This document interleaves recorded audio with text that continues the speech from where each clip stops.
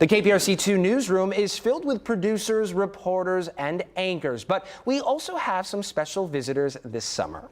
Right now, we have a team of college interns getting hands-on experience to help their future careers as journalists and meteorologists. Joining us now is our KPRC2 weather intern, Amanda Goluszka, to talk about her experience covering Hurricane Beryl and to share details about her trip to Florida to see the launch of GOES-U Weather Satellite. I remember talking about this, and I remember being so excited for you to go there, you telling us about it, and we were like, take it, do a report, go for it.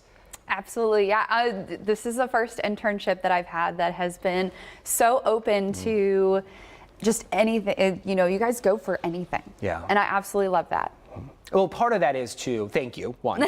Part of that is we have a wonderful team of meteorologists and journalists who really embrace interns and remember what it was like to be an intern. And for some of us, it wasn't that long ago. We were where you're at. And to be able to get that hands-on experience and to remember who it was that lifted you up, right? Absolutely. Who did not push you down and give you these opportunities. That is something that you will take forever. And we only ask that you pay it forward. So when you're where we're at, you give the same opportunities to those coming up. But I know for you, meteorology is a lifelong passion that you're pursuing and turning that into a career. Talk to us about what it is you're doing and where you're at in your studies. So right now I am a senior at Texas A&M University. I will be graduating in December.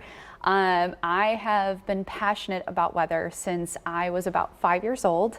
Living up in the Chicagoland area, you can experience all sorts of weather. I mean, we get winter weather, we get severe weather. They just had a major derecho move through 2 nights ago. We're going to be talking a little more about that with meteorologist Justin Stapleton. It was absolutely crazy. I still have family up there, and so they're all safe. They're all safe. Okay. Thankfully, they're all safe. Oh, thank God.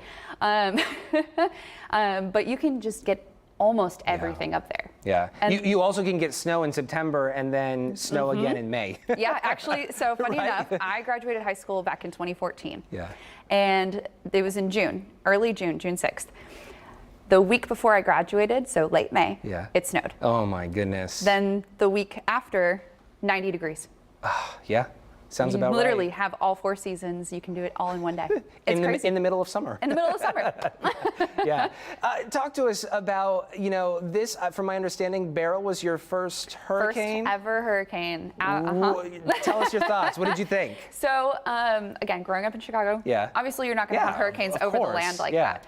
But I vacationed in Florida almost every single year with my family, and not once did I ever experience a hurricane until this year. Wow. And so I commute from College Station to get here every day that I'm here.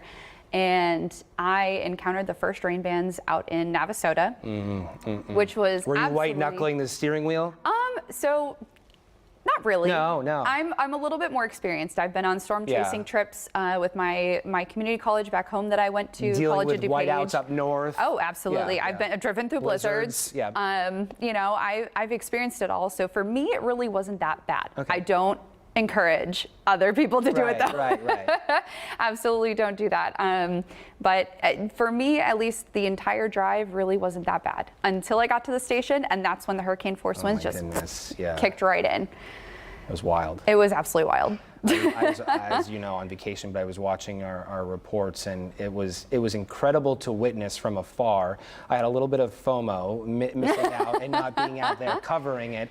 But yeah, it's incredible. It's also heartbreaking. Yes, absolutely.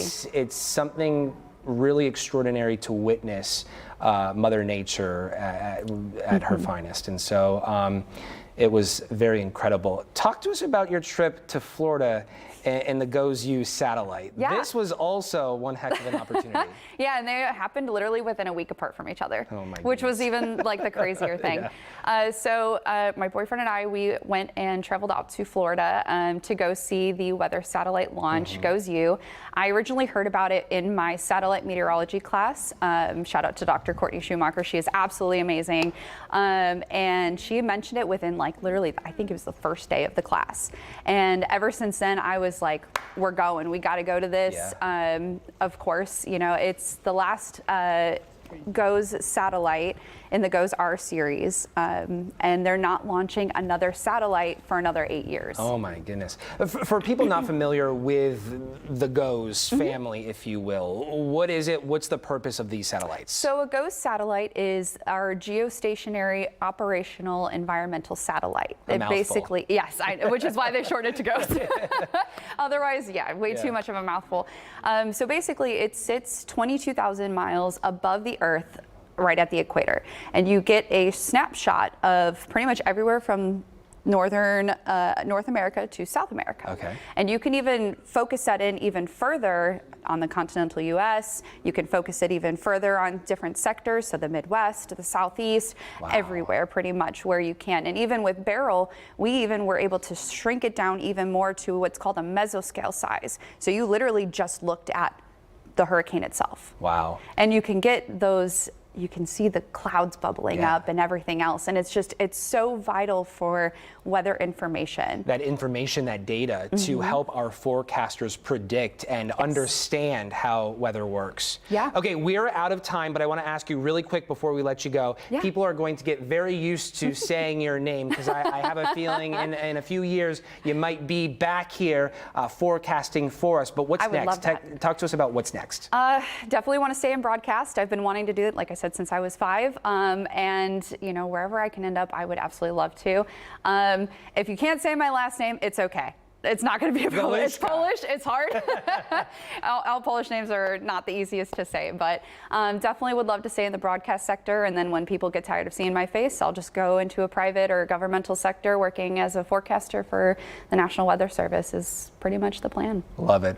We love it. Well, we wish you the best. We know you're going to go extremely far, and we know that we'll have you back here on the broadcast. I would love to. Before the end of your internship with us. Oh yes, absolutely. Amanda Goluszka, thank you so much for your time this morning. Thank you. We do appreciate it.